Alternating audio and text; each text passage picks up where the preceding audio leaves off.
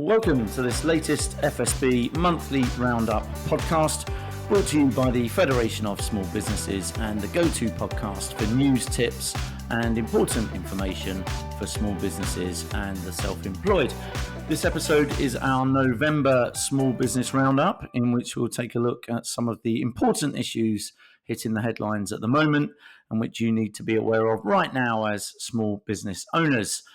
This month, we'll be looking at the latest findings from FSB's Small Business Index, the quarterly temperature-taking survey, which asks small business owners and sole traders about their biggest challenges right now and current confidence in the market.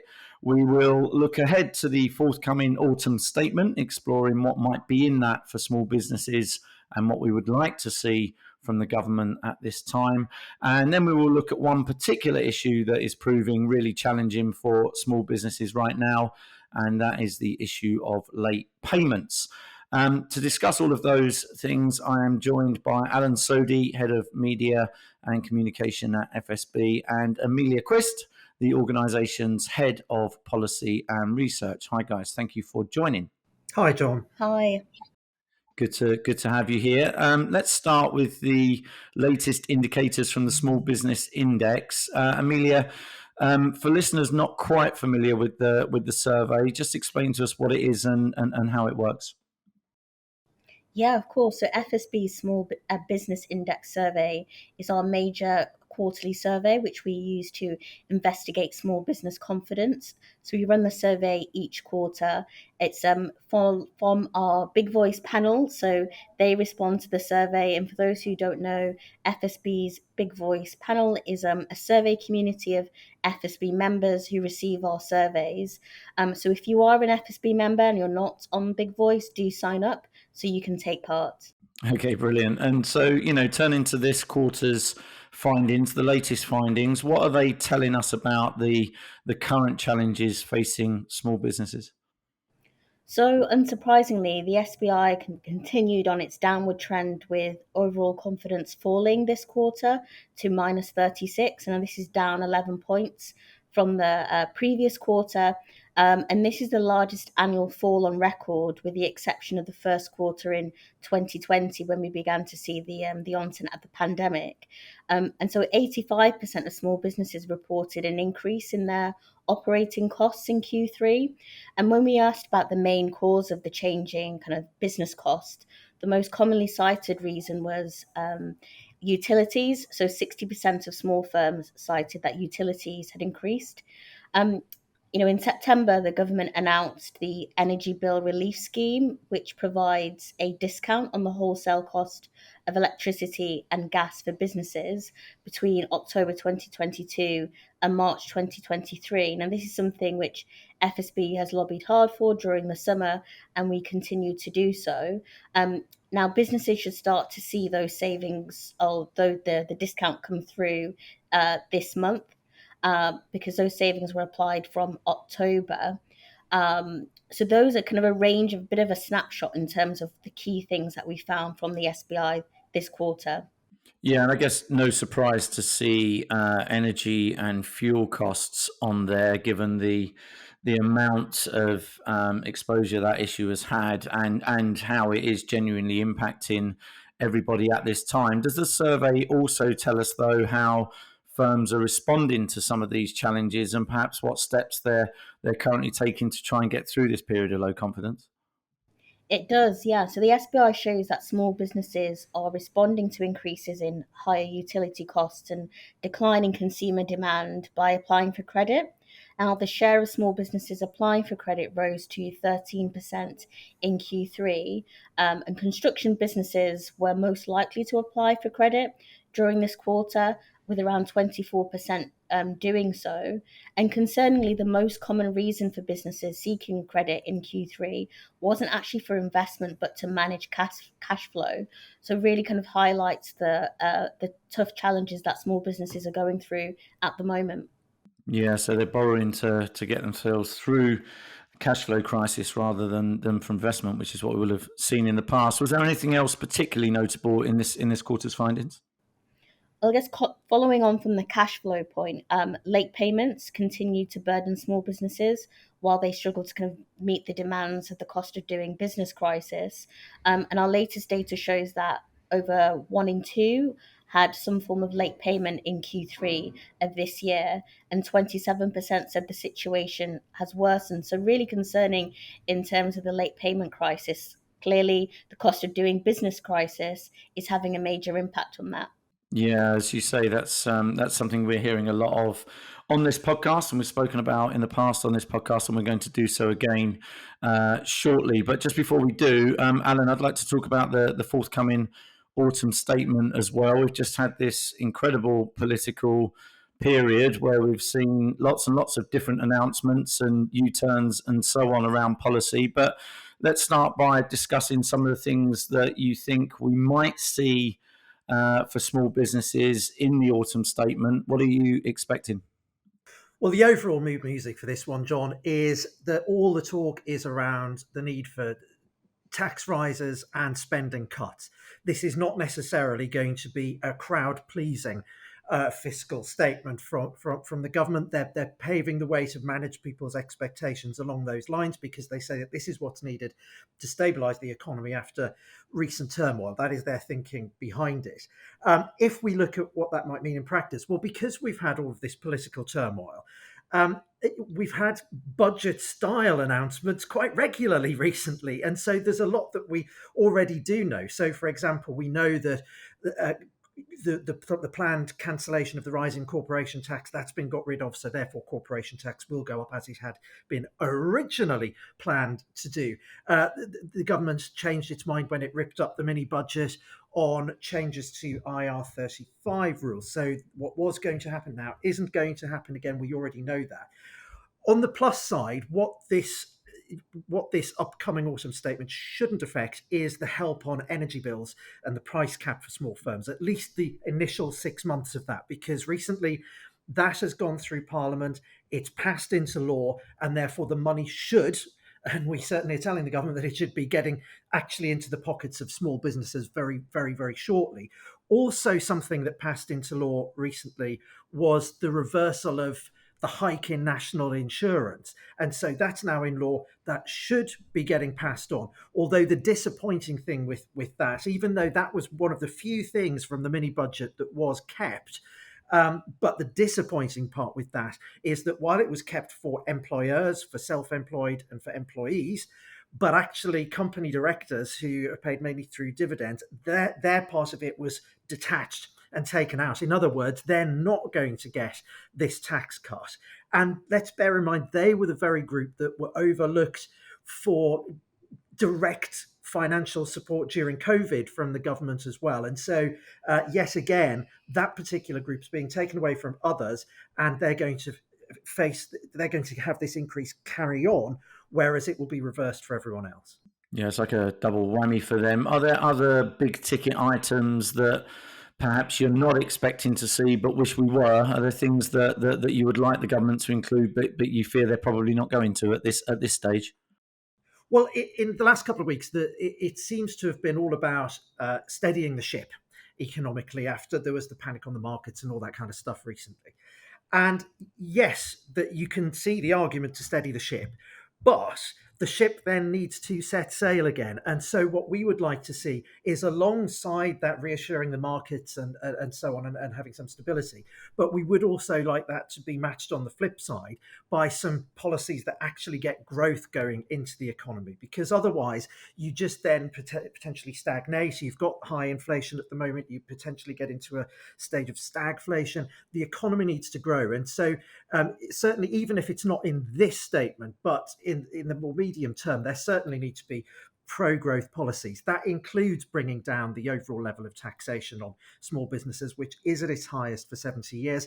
It could include, for example, taking more small businesses out of business rate, but also getting investment in infrastructure, getting late payments tackled, which I know we're going to come to in a few minutes' time, but doing those kind of measures to actually get the growth going, as well as sorting out a bit of financial stability and dealing with the national debt.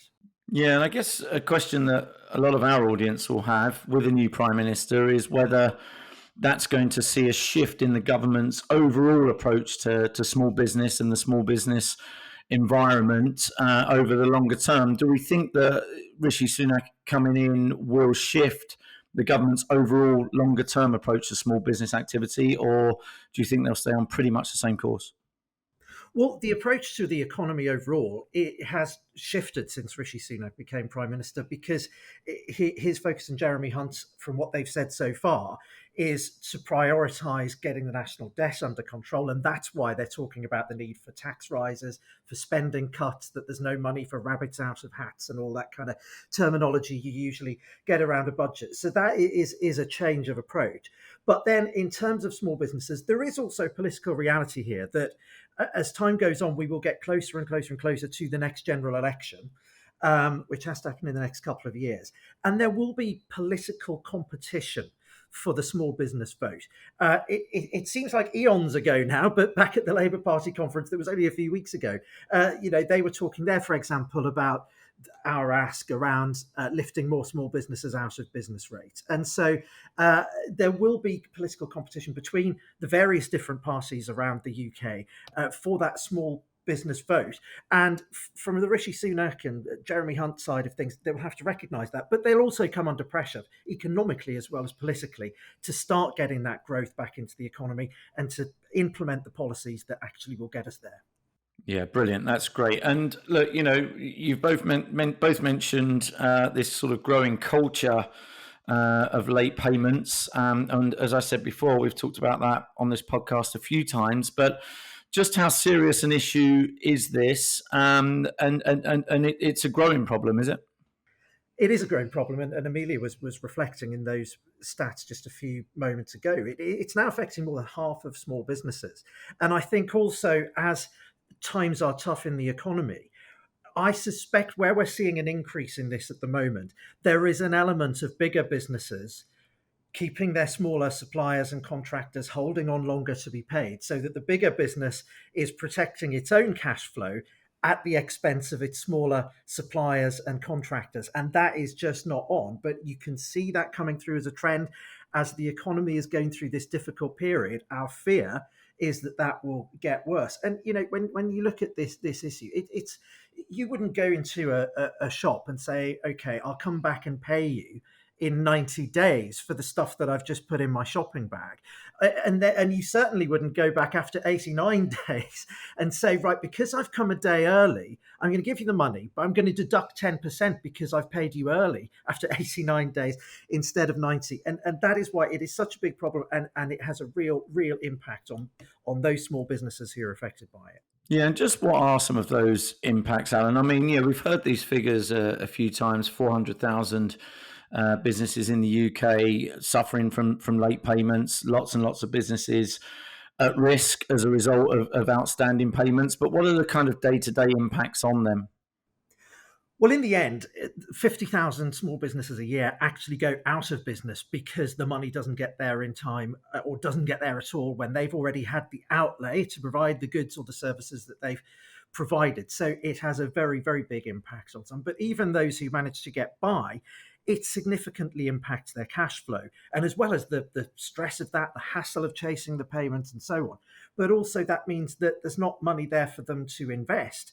And therefore, it's holding back the growth of their business. And that's why we think at the moment, where the government's focusing on the public finances and therefore suggesting that we can't keep finding money for this and that and that. Well, actually, tackling late payments by the government and making it clear to those late payers among bigger businesses that it's just not acceptable, that would not cost the taxpayer anything. And yes, it would be a pro-growth policy because it would help with the cash flow at this very, very difficult time in a cost of doing business crisis. It's a no-brainer that the government should pick that up, even if there are other things they say they can't do at the minute. This is not going to cost anything to the taxpayer. It would make a massive difference to a huge number of small businesses. Yeah, what else can be done? Are there other steps you'd like to see taken? I know there are things happening in the background around encouraging bigger firms to sign up for accreditation around being good payers and things like that. There's lots of initiatives like that. But are there other steps you would like the government to take to improve and protect smaller businesses? Well, I think there is a growing realization among a lot of bigger businesses that there is actually a reputational and public relations risk of being seen to be a bad guy if people begin to realize that they're a poor payer. And many are beginning to recognize that and signing up for things like the Good Business Charter, of which its criteria include paying promptly. But in terms of what the government could do, millions and squillions of pounds a year gets handed out in public sector contracts, so taxpayer funded contracts by government departments and so on. If the government said, right, if you're a big business and you pay your smaller suppliers and contractors badly, you keep them hanging on, you've got really poor payment terms, you're keeping them waiting way more than a month, maybe 2 months, 3 months. That data for a lot of bigger businesses exists. They have a duty to report it. So those figures are available of how long it takes each of those bigger businesses to pay. If the government says, look, if you're not paying within 30 days, you're not going to get any public sector contracts. We're not going to hand you millions of pounds of taxpayers' money. We're going to give it to people who treat their suppliers better and who pay on time. And also in doing that, the public procurement system could be widened out so that more public sector contracts are advertised at a slightly smaller scale so that more smaller businesses can apply for them. And that would mean there's more competition for public procurement. And actually, at a time of watching the public purse, that would very probably get better value for the taxpayer. So again, in that sense, it's a win-win. And the other thing the government could do is also bring in legislation that says that audit committees of big businesses should be directly responsible for the payment practices within those companies so that there is that level of scrutiny and accountability as well. Yeah, and just finally on that, are there things that small businesses can do to enhance their chances of getting paid or to chase down late payments? Well, if a small business is thinking of supplying a much, much bigger business, they can have a look and see if that business is one of those that has to report its typical payment times. That's available on the government website in the duty to report section of it. So you could look that up and see whether that bigger business seems to be good or seems to take longer than most to pay up. That might be an indication. If you do, when you have a contract, whether it's with a bigger business or a smaller one or a consumer, I guess the obvious thing to say is it should always be clear in that contract and no ambiguity about what the payment terms are. And then where a payment becomes overdue, it's very good practice, as many small businesses already do, to chase that up promptly, not to delay, but to chase it promptly. And there are places you can go for support to do that if you are in need of guidance, if you're in need of template letters or whatever, including if you're a member of FSB. We have FSB Debt Recovery Service. If you're in this position and you want details about that, it's all there on the website of how that can help. Often just one initial letter does prompt the payment, but where you've got particularly these bigger businesses that aren't paying late because they're being a bit rubbish. They're paying late because it's a deliberate policy within their finance team to do that for their own cash flow. Then, of course, however many letters you send and however much you approach them, it's not going to do the trick. And that's why we need the government to be making it clear and actually taking action alongside of all of this. There's so much a small business can do to chase late payment, but they can't change that culture, that absolute scourge, if it is endemic in certain bigger businesses, and that's where it needs the government to come in. Yeah, brilliant. Listen, Alan and Emelia, thank you so much for taking us through the key small business announcements and issues in the headlines right now, and some other topics as part of our monthly Small Business Roundup podcast series. That was really good. Thank you also to our audience for listening to this episode. While I have your attention, I would just like to remind you that you can subscribe to the FSB podcast to receive regular updates and guidance on the big issues affecting small businesses. And do please also remember that you can find a whole host of additional webinars, podcasts, and other content on the First Voice website at firstvoice.org.uk and at fsb.org.uk. Many thanks for listening.